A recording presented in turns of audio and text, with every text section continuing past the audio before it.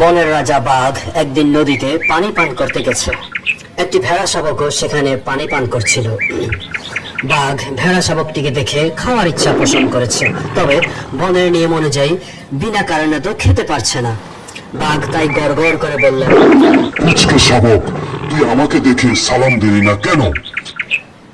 শাবকটি সালাম দিল এবং একটু সরে গিয়ে পুনরায় পানি পান করতে লাগলো।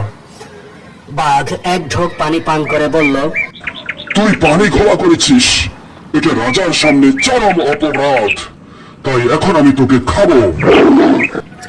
এবার ভেড়া শাবকটি জবাব দিল, রাজা মশাই, বেয়াদবি মাফ করবেন।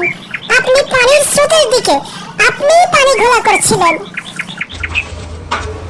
কি? আমার সাথে বেয়াদবি? তুই না গত বছর আমাকে গালি দিয়ে পালিয়ে গেলি, তাই আমি এখন তোকে খাবো। না রাজা মশাই, আমার বয়স 1 বছরও হয় নাই।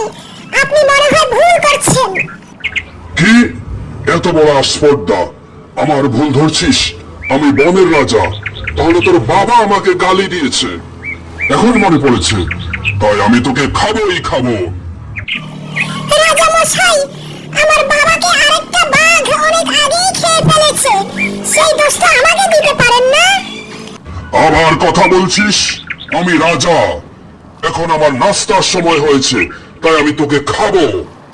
রাজার জন্য এটাই হচ্ছে আইন। এরপর ঝাঁপিয়ে পড়ল, খেয়ে ফেলল। অসহায়ের আত্মসমর্পণ। ধন্যবাদ।